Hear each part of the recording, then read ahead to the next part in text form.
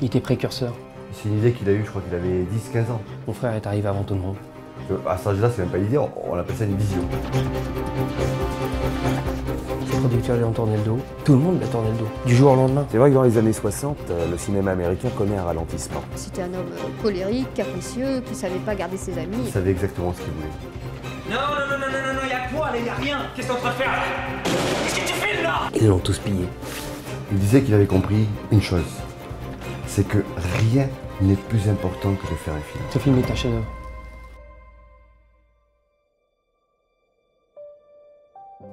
Bah, ce type, c'était un génie, hein. Mais ça, je crois qu'il l'avait tous bien compris avant lui. Papa lui avait offert une caméra à ses 5 ans. Et moi, je suis né 5 ans plus tard. Je crois que je l'ai jamais vu sans caméra. Oh capitaine, mon capitaine! C'était un génie, moi. Je suis juste un porte-serviette pour lui. C'est moi qui filmais ses making-of. Tonton le filmait tout le temps. Ok. Approche. Voilà. Voilà, ça c'est bon ça. T'es ma lumière, toi. Quelqu'un qui vous ouvre les yeux, qui vous montre le chemin, qui vous amène là où personne d'autre peut vous amener. Pour moi, t'es Dieu là. Je veux un je suis ton père intérieur. C'est ce rôle, c'est pas pour moi. Mais si, c'est pour toi. Écoute-moi bien. T'es le Christ sur la croix, regarde-moi. Tu vas trop loin. T'es le Christ sur la croix. trop loin. Je veux sentir cette souffrance en toi, d'accord? Tu l'as, hein? Est-ce que j'ai une tête à faire une chose pareille? Mais bien sûr que t'as une tête à faire ça pareil. Regarde-moi! J'ai rencontré Pierre-Ange, je crois que c'était en 72. Donc 4 ans avant la présentation des Larmes du Patriarche au Festival de Cannes. Il faut bien comprendre qu'on est en 1977 et qu'à part Kubrick, le cinéma américain stagne depuis plus d'une décennie. Il n'y a rien de nouveau. Alors tous les gros studios ont les yeux rivés vers la France, où nous, par contre, on est en pleine nouvelle vague. Mais lui, il allait bien plus loin encore. Il était en avance sur tout le monde.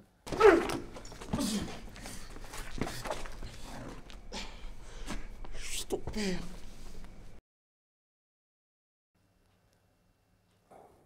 Oui, bon, ça ressemble un peu.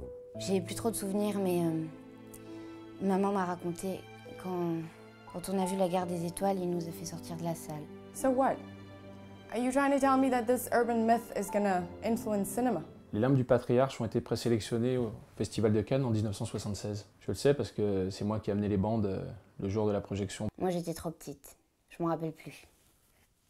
Moi, je me rappelle pas de cette projection, et pourtant j'ai bonne mémoire. Et j'y allais tous les ans à cette époque. Les Limbes du Patriarche, j'en ai aucun souvenir. Bah, c'est l'histoire d'une machination, hein. Ils ont tout simplement pas supporté qu'un seul ait plus de talent que tous réunis. Vous savez pourquoi ils n'ont pas voulu que ce film sorte?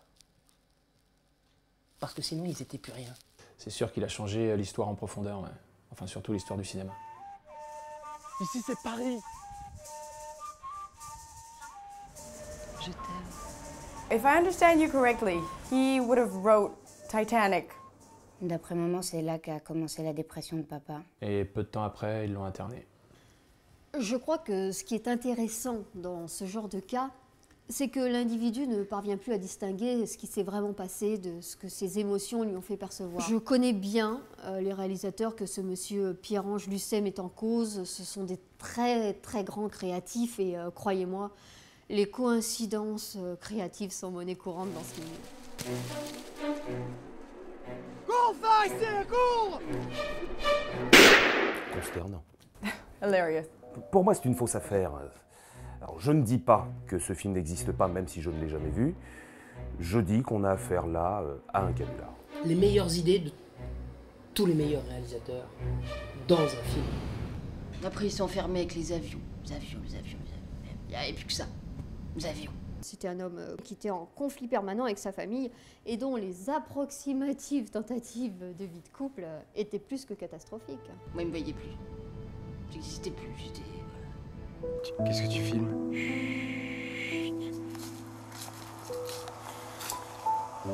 Pierre-Ange? Pierre-Ange? Pierre-Ange, je m'en vais. Je reviendrai pas. Car je suis partie. Il ne faisait pas la différence entre le bien et le mal qu'il a pu générer.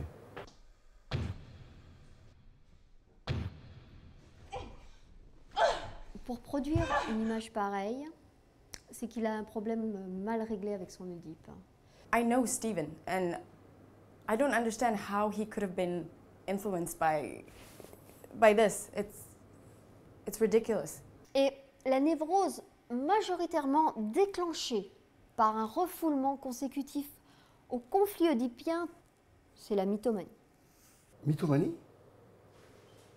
Quand Kubrick nous fait Shining, il n'est pas du tout fidèle à King. Et pourtant, Shining est un chef-d'œuvre. Après, il a plus parlé.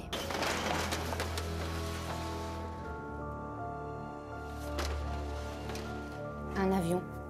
Il construisait un avion. Qu'est-ce que t'es en train de faire là? Qu'est-ce que tu filmes là? Coupe ta caméra, je te dis! Il était complètement passionné par son film en fait, au sens biblique du terme.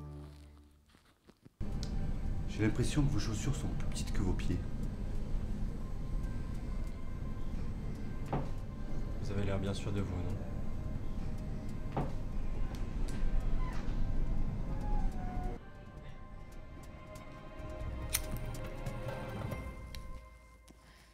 Il souffrait le martyre. Bien sûr que c'est lui qui l'a déclenché cet incendie. C'est un complot? On appelle ça un syndrome de Korsakov. C'est un complot? C'est tout? C'est un syndrome qui se caractérise par une amnésie et chez les alcooliques par ce qu'on appelle un polynévrite. En clair, il est devenu complètement fou avant de mourir. C'est moi qui ai tué Pierre-Ange Lucet. J'ai vendu le plus grand cinéaste de tous les temps. Et vous savez quoi? Ben, je regrette absolument pas. Parce que si tout ce génie avait été exposé en une seule fois, les larmes du patriarche, ça aurait été un monumental gâchis. Et vous n'êtes plus acteur aujourd'hui, alors vous faites quoi? Aujourd'hui, je fais le plus beau métier du monde. Je suis facteur.